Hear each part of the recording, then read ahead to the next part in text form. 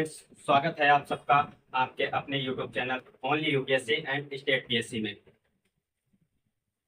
सभी का स्वागत, अभिनंदन हमारे इस ऑनलाइन प्लेटफॉर्म पर, और सभी का सहृदय धन्यवाद।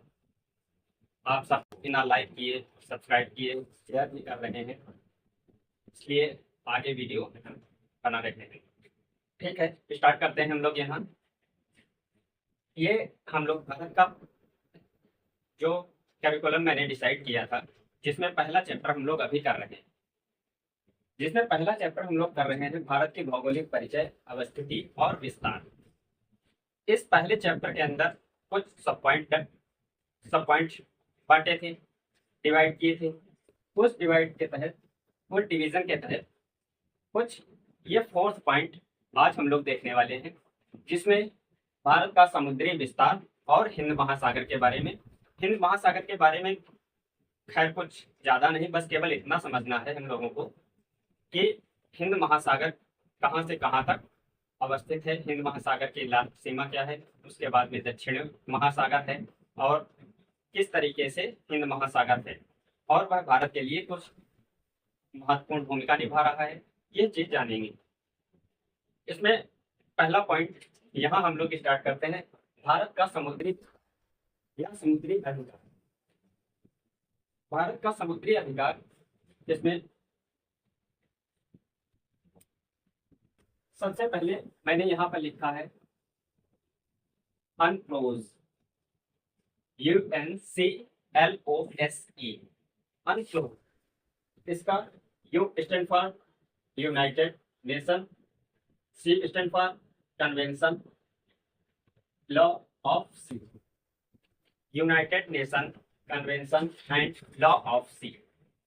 1982 में वैज्ञानिकों की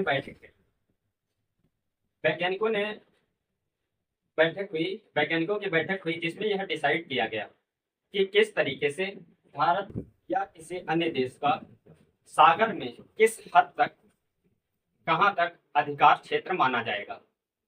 जैसे यहाँ अगर हम लोग देखें तो ये बंगाल की खाड़ी का क्षेत्र है, जहां ये सारा लिखा दिखाई पड़ रहा है, ये बंगाल की खाड़ी का क्षेत्र है। इसमें हम लोग कहें कि इस तरीके से अगर लाइन खींचे तो यह बांग्लादेश का अधिकार क्षेत्र आ गया।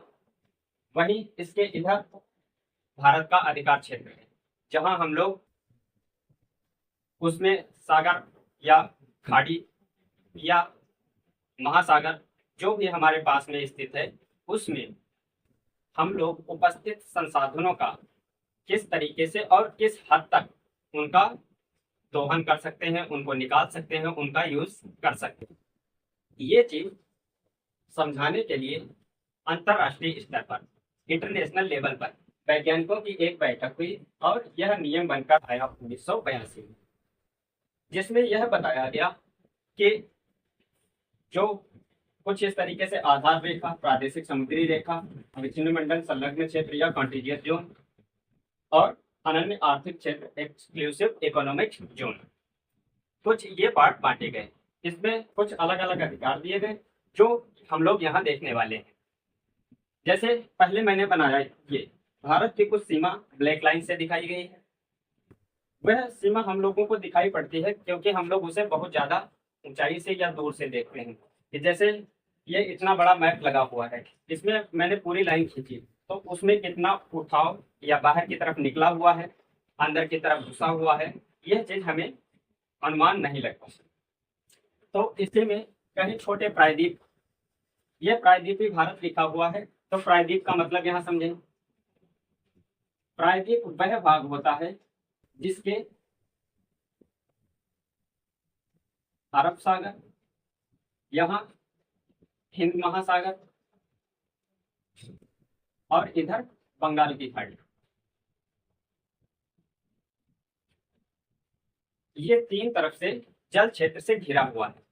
ऐसा स्थलखंड जो तीन तरफ से जल क्षेत्र से घिरा हुआ हो, केवल निकला हुआ एक भाग जो तीन तरफ से जल से घिरा हुआ हो, ऐसा भाग, स्थल भाग प्रायद्वीप कहलाता है। यह हुआ प्रायद्वीप।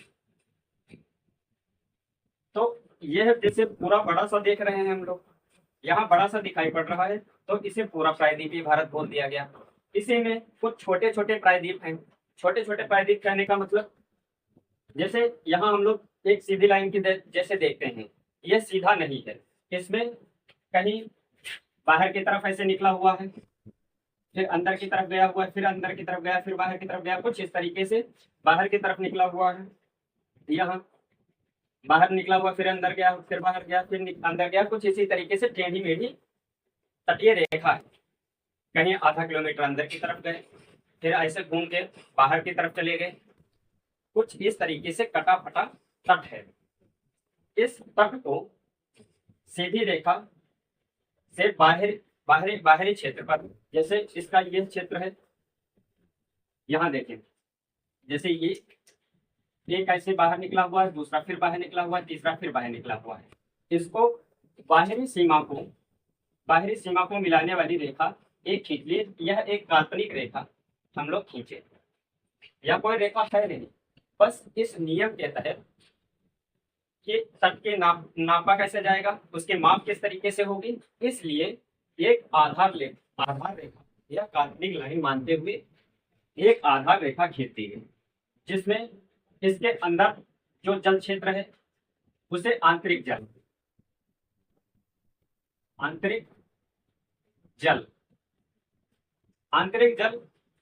यह स्थल खंड का ही भाग माना जाएगा, किसी सागर का नाम नहीं दिया जाएगा।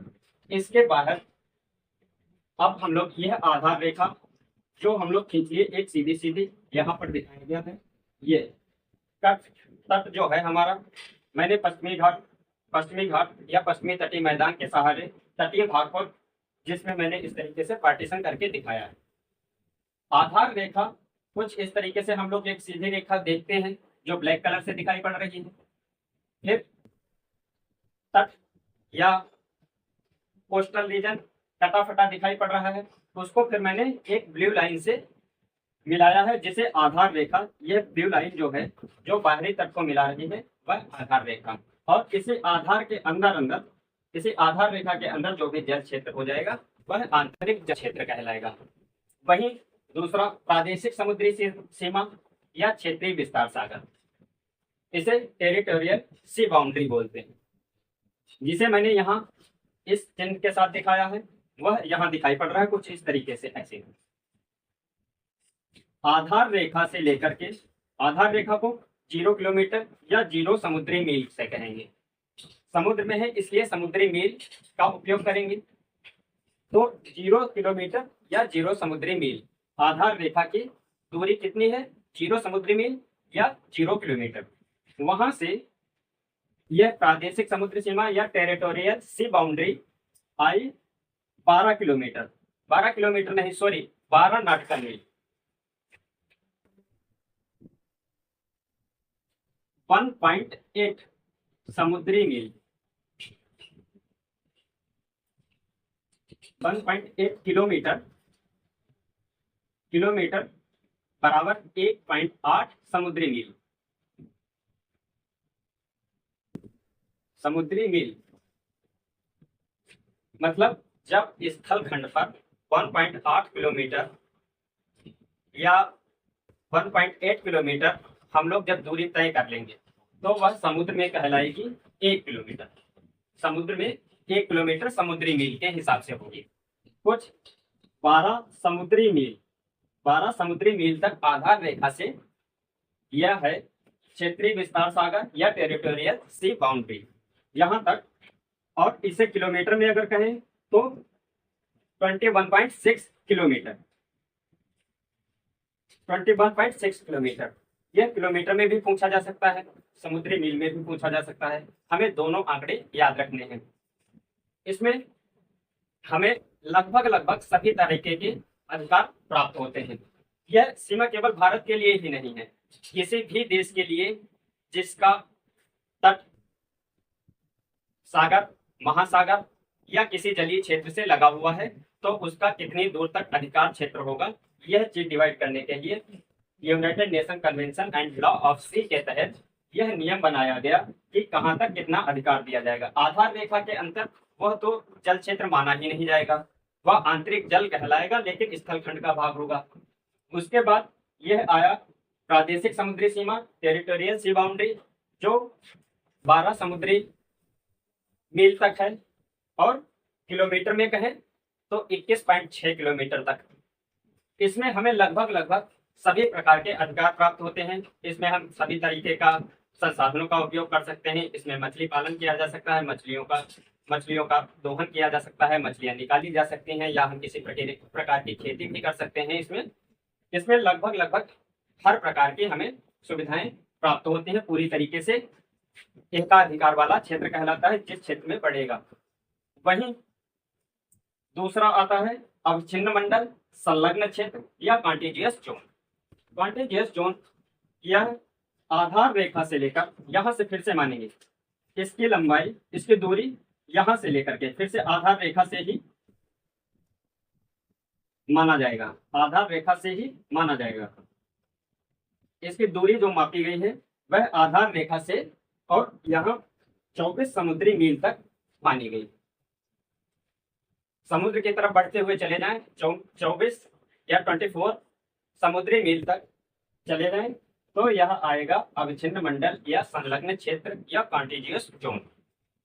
इसको अगर किलोमीटर में देखें तो 43.2 किलोमीटर में बढ़ते हुए सागर की तरफ हम लोग अगर चलने की शक्ति, हमें सागर के ऊपर चलने की शक्ति प्राप्त हो जाए, तो हम लोग इसके ऊपर वॉक करते हुए, इवनिंग वॉक, मॉर्निंग वॉक करते हुए चले जाएं, तो कुछ 43 किलोमीटर या 43 किलोमीटर तक टहलते हुए चले जाएं, हमें क्या मिलेगा? अविच्छिन्न मंडल संलग्न क्षेत्र।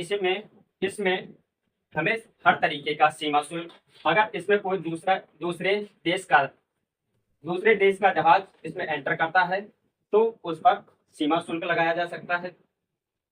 दूसरा, इसमें साफ सफाई का अधिकार या साफ सफाई करने का काम जो भी सौंपा जाएगा वह भारत देश का होगा। साथ ही अन्य वित्तीय कार्यक्रम, जैसे हमें कोई संसाधन इस सीमा क्षेत्र के अंदर मिल गया, पेट्रोलियम, खनिज, कोई भी धात्विक या कोई जैसे कोरल रीफ की चट्टाने या कुछ भी हमें ऐसा संसाधन मिला जिसका हम लोग उपयोग कर सकते हैं, वह इस क्षेत्र में के अंतर्गत हमें अधिकार है। वही इसके बाद तीसरा, अनन्य आर्थिक क्षेत्र या exclusive economic zone. Exclusive economic zone EEZ, यह आधार रेखा से लेकर के 200 समुद्री मील तक, 200 आधार रेखा से लेकर के 200 समुद्री मील तक विस्तृत है। अगर हम लोग यहाँ 200 समुद्री मील तक आते हैं तो हम लोग देखेंगे कि भारत की सागरीय सीमा, जहाँ तक भारत का समुद्री विस्तार है, कहाँ तक? 200 समुद्री मील तक। वहीं अगर किलोमीटर में कहें तो 360 किलोमीटर तक भारत का अधिकार क्षेत्र है। इस जो आगे का क्षेत्र है उसमें हम लोग क्या क्या कर सकते हैं? इस नियम के तहत यहाँ वैज्ञानिक अनुसंधान, जो भी हमें कोई मिसाइल का परीक्षण करना है या कोई भी जो अवशेष बचे हुए हैं मिसाइल का गिराना है, वापस गिराना है, तो वह हम इसी क्षेत्र में गिरा सकते हैं। वैज्ञानिक अनुसंधान संबंधी कार्यक्रम कर सकते हैं। दूसरे, नए द्वीप का निर्माण करना है, हमें कोई द्वीप बनाना है, टापू बन रहा है या कोरल्स के द्वारा बना हुआ है, उसे हमें विकसित करना है, या हमें कृत्रिम तरीके से, आर्टिफिशियल तरीके से अगर कोई द्वीप बनाना है तो वह अधिकार दिया गया है। और साथ में यहाँ संसाधनों का दोहन का भी अधिकार है। संसाधन मतलब जैसे कोई पेट्रोल खनिज क्षेत्र मिल गया, हालांकि यहाँ हमें सीमा शुल्क वाला अधिकार नहीं है। इतनी दूर तक हमें अविच्छिन्न मंडल या कॉन्टिजियस जोन तक सीमा शुल्क लगाने का अधिकार है। इसमें हमें सीमा शुल्क लगाने का अधिकार नहीं है, बल्कि हम संसाधनों का दोहन कर सकते हैं। भारत का अधिकार क्षेत्र। इसके बाद में बाहर की तरफ मैंने एरो लगा करके, जगह कम होने की वजह से ये उच्च सागर या हाई सी। इसके बाद में जो भी सागर का क्षेत्र है उसमें किसी का अधिकार नहीं है, वह सम्मिलित रूप से सभी का है। सभी को साफ सुथरा रखना है, सभी लोग उसमें संसाधन और वैज्ञानिक खोजें या जो भी कुछ करना है, वैज्ञानिक अनुसंधान करने हैं, उसमें सभी मिल करके कर सकते हैं। किसी का पर्टिकुलर अधिकार नहीं होगा। ये समुद्री सीमा। और जैसे हम लोग ये भारत का मैप बनाए हैं, यहाँ प्रायद्वीप समझ लिया है, प्रायद्वीप के साथ में क्रीक, जैसे पाकिस्तान के साथ में एक विवादित मुद्दा रहता है सर क्रीक और कोरी क्रीक। तो यहाँ कुछ ऐसे क्षेत्र हैं जहां स्थल खंड के अंदर पानी की पतली सी धारा, जैसे ये मैंने थोड़ा बड़ा बना दिया, यहाँ पानी की धारा अंदर की तरफ जा रही है। अरब सागर का पानी अंदर की तरफ गया है, जबकि जमीन का हिस्सा अंदर की तरफ घुसा हुआ है। बस इसी को कहेंगे क्रीक। सर क्रीक और कोरी क्रीक, दो क्रीक ऐसे हैं जिनके साथ में भारत और पाकिस्तान का विवादित मुद्दा बराबर बना रहता है। हालांकि ये हम लोग जियो पॉलिटिक्स में पिछले स्लाइड में हम लोग बात कर रहे थे कि जैसे विभिन्न देशों के बाद में सर क्रीक, कोरी क्रीक, ये मुद्दे पाकिस्तान के साथ में कुछ विवादित मुद्दे बने हुए हैं। उसी तरीके से कुछ बांग्लादेश के साथ विवादित मुद्दे बने हुए हैं, जैसे कि बांग्लादेश के साथ में गंगा ब्रह्मपुत्र डेल्टा का विवादित क्षेत्र, जैसे गंगा न्यू मूर द्वीप किसके अधिकार क्षेत्र में रहेगा, या तिस्ता नदी जल विवाद किस तरीके से रहता है। बांग्लादेश बोलता है कि हमें 55 to 60% तिस्ता नदी का जल का यूज करने दिया जाए, वहीं भारत चाहता है कि उसका अधिक उपयोग करें, जबकि अभी के लिए भारत के पास अधिक जल क्षेत्र अधिकार में है। और भारत और बांग्लादेश के बीच में कुछ ट्रेन चलाई गई हैं। भारत की बाउंड्री को लेकर के थोड़ा सा विवाद रहता है। एनआरसी वाला मुद्दा है। ये कुछ बांग्लादेश के साथ में मुद्दे बने रहते हैं भारत के। वहीं चीन के साथ में एलएसी को लेकर के मुद्दा, लाइन ऑफ एक्चुअल कंट्रोल को लेकर के विवादित क्षेत्र है। वहीं सिक्किम के पास भूटान, चाइना और सिक्किम भारत का क्षेत्र, जो कि चाइना, चीन, भूटान और भारत के बीच में एक ड्राई जंक्शन पर स्थित विवादित क्षेत्र है। वहीं अरुणाचल प्रदेश को लेकर के कभी भी वह अरुणाचल प्रदेश को अपना हिस्सा बोल देता है। तो इस तरीके से चीन के साथ में कुछ विवादित मुद्दे हैं, बांग्लादेश के साथ में कुछ विवादित मुद्दे हैं। वहीं पाकिस्तान के साथ में कुछ हमारे विवादित मुद्दे हैं, जैसे सर क्रीक, कोरी को लेकर के लिए मुद्दा बना हुआ है कि उसके सर क्रीक का उपयोग कौन करेगा और उसमें आने वाले ज्वार कितना उपयोग कौन करेगा, इसको लेकर के विवाद बना रहता है। वही बाघा वाटर को लेकर के विवाद बना रहता है, कब खुलता है, कब बंद हो जाता है, कब उसको लेकर के विवाद बन जाता है। वहीं उसके बाद ऊपर जम्मू कश्मीर और लद्दाख के क्षेत्र में कोसी वाटर पे विभिन्न प्रकार के मुद्दे बने हुए हैं, जो हम लोग जियो पॉलिटिक्स में आगे की तरफ जैसे जैसे चैप्टर पर आएंगे, जियो पॉलिटिक्स में इनका फिर से हम लोग आगे फिर से अध्ययन करेंगे। अभी फिलहाल हम लोगों ने पिछले वीडियो में देख ही लिया था किस तरीके से सीमाएं हैं, और अब हम लोग यहाँ अगला पॉइंट डिस्कस करने वाले हैं, हिंद महासागर। बीच में वीडियो कट हो गया था, उस वजह से वो बात आधी रह गई थी, वो वहां से कनेक्ट करने के लिए मैंने वो बातें फिर से बताई। अब ये हम लोग अगली स्लाइड पे यहाँ जिसमें हम लोग देख रहे हैं भारत का समुद्री विस्तार हमने अच्छे तरीके से समझ लिया है, जिसमें आधार रेखा क्या होती है, बेसलाइन क्या है, वही प्रादेशिक समुद्री सीमा क्या है, टेरिटोरियल सी बाउंड्री क्या है, अविच्छिन्न मंडल या उसी के बाद में इकोनॉमिक एक्सक्लूसिव जोन, वो हमने समझा। उसके बाद में हाई सी या उच्च सागर क्या है, वो क्यों डिसाइड किए गए अनक्लोज 1982 में एक वैज्ञानिकों के संगठन के द्वारा। समुद्र में अधिकार क्षेत्र डिसाइड करने के लिए यह भारत की या किसी भी देश की जिसका जल क्षेत्र से जुड़ाव है, जल क्षेत्र से लगा हुआ है, उसकी सीमा जल क्षेत्र में कितना अधिकार होगा, उसके लिए अनक्लोज का नियम समझा। अब हम लोग यहाँ समुद्री विस्तार देखने के बाद भी हिंद महासागर पे बढ़ रहे हैं। हिंद महासागर का जैसा कि मैंने बताया, हिंद महासागर ओशियोनोग्राफी में पूरी तरीके से कवर किया जाएगा। यहाँ हम लोग अवस्थिति और विस्तार पर बात कर रहे हैं, तो हम लोग उसकी अवस्थिति और विस्तार के बारे में ही सिर्फ जानेंगे, और भारत उस हिंद महासागर में कहाँ पर कैसे दिखाई पड़ रहा है, बस इतना समझेंगे। बाकी हिंद महासागर एक अलग पूरा टॉपिक होगा। जब ओशियोनोग्राफी चलेगी, ओशियोनोग्राफी में ओशियंस के बारे में पढ़ाया जाएगा, तब इसके अंदर के कटक, जैसे ऑस्ट्रेलियन कटक, हिंद कटक, यहाँ पर छोटे छोटे कटक क्या होते हैं, समुद्र के अंदर उठा हुआ पहाड़ी भाग, समुद्र के अंदर उठा हुआ पहाड़ी भाग करना। फिलहाल अभी के लिए इतना ही। आगे हम लोग ये देखते हैं, जैसे हिंद महासागर, हम लोग हिंद महासागर बोलते हैं, तो हिंद महासागर, यहाँ कुछ अफ्रीका कॉन्टिनेंट दिखाई पड़ेगा आपको, एटलस में देखेंगे। अफ्रीका महाद्वीप या अंध महाद्वीप मैंने लिखा हुआ है। अंध महाद्वीप क्यों कहा जाता है? क्योंकि इसकी जानकारी पहले बहुत ज्यादा विस्तृत नहीं थी, जानकारी इसकी बहुत ज्यादा नहीं थी, क्योंकि यहाँ के मूल निवासी कहीं बाहर गए ही नहीं थे। उसके बाद में ये अरब प्रायद्वीप से लगा हुआ है। हिंद महासागर का ऊपर की तरफ विस्तार, यहाँ रेड सी किसका भाग है? हिंद महासागर या खाड़ी महासागर का हिस्सा है रेड सी। वही फारस की खाड़ी हिंद महासागर का हिस्सा है।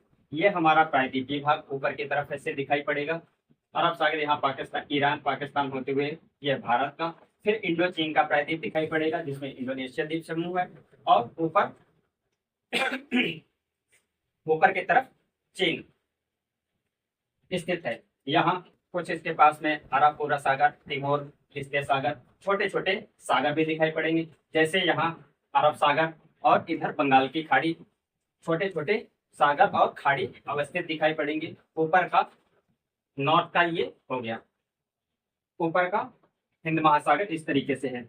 यहाँ साउथ में इंटरनेशनल हाइड्रोलॉजिकल डिपार्टमेंट, अंतरराष्ट्रीय जल विभाग या हाइड्रोलॉजिकल डिपार्टमेंट ने इसके दक्षिणवर्ती सीमा अंटार्कटिका महाद्वीप, जो कि बर्फ का महाद्वीप है, उसके बर्फ के नीचे जो भी, जैसे ऊपर क्या है, जब भी हम लोग फ्रिज में कोई बर्फ जमने के लिए रखते हैं, फ्रीजर में रखते हैं, तो देखते हैं ऊपर ऊपर परत जमना शुरू हो जाती है।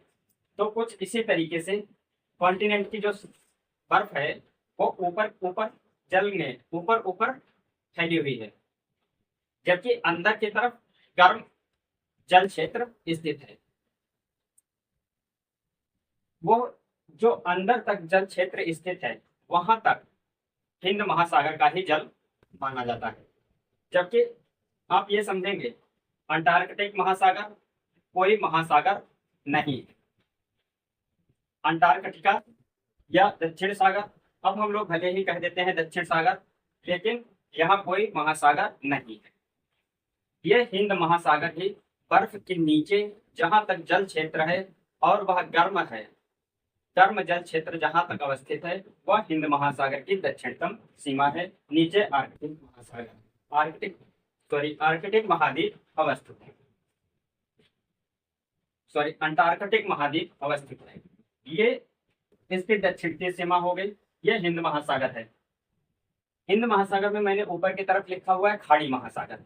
खाड़ी महासागर इसलिए बोलते हैं क्योंकि यह 3 तरफ से स्थलों से घिरा हुआ है, इसीलिए खाड़ी बोला जाएगा। खाड़ी क्या होते हैं? जो 3 तरफ से स्थल खंड से घिरी रहे, बीच का जल क्षेत्र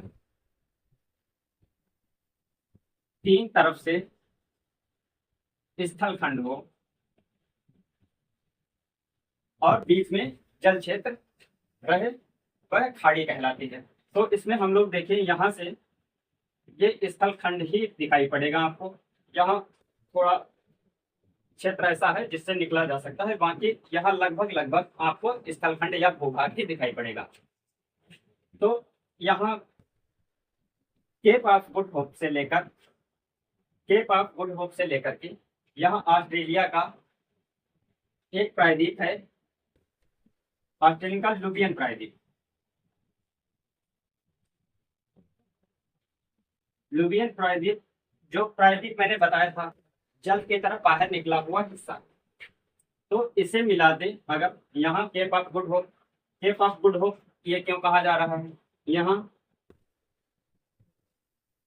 अच्छी आस का अंतरिक्ष, अच्छी आस का प्रायद्वीप क्यों कहा गया? ये भी हम लोग इसका कॉन्सेप्ट भी आगे समझेंगे कि किस तरीके से यूरोपियंस जब आ रहे थे, भारत आने का प्रयास कर रहे थे, तो उन्हें इस अंतरिक्ष पर पहुंचने के बाद में अरब का व्यापारी ले जाकर के, वलीद नामक एक व्यापारी ले जाकर के भारत तक पहुंचाया था। तो यहाँ से उन्हें एक आशा मिली थी कि भारत पहुंच जाएंगे। वह भी एक कहानी, अलग कहानी है कि किस तरीके से अरब के लोग यहाँ से आते थे, जाते थे। यहाँ व्यापारिक पवनें बहा करती हैं, व्यापारिक पवन बहती हैं, साथ में समुद्री जलधाराएं भी कुछ इसी तरीके से बहती हैं। जैसे सोमाली धारा कुछ यहाँ से इस तरफ के लिए गर्म जलधारा बनाती है, जो मछली उत्पादन के लिए यहाँ पर बहुत सारे, जब अफ्रीका देखेंगे तो यहाँ पर बहुत सारे बैंक का निर्माण हुआ है, मछली उत्पादन के लिए बहुत ज्यादा फेमस है। यहाँ लॉन्ग आइलैंड है, लौंग उत्पादन के लिए। ये सारी चीजें हम लोग बाद में करेंगे। अब अभी हम लोग सिर्फ इसकी अवस्थिति कर रहे हैं। तो इसमें यह उत्तमाशा अंतरिक्ष के पास में 19 degree 22 minute 19 degree 22 minute east longitude, जो कि यहाँ कहीं 0 डिग्री देशांतर निकला है, 0 डिग्री देशांतर, जो कि यूनाइटेड किंगडम से खींचा गया है। और यहाँ अफ्रीका के इस वाले हिस्से से ऐसे निकला हुआ है नीचे की तरफ। तो इससे आगे की तरफ जब पूर्व की तरफ बढ़ना शुरू हुए तो 19वां जो देशांतर है 19 डिग्री 22 मिनट ईस्ट लॉन्गिट्यूड जो निकला है, उसी को यहाँ इसके इधर अटलांटिक महासागर, अटलांटिक महासागर है, और इसके इधर हिंद महासागर है।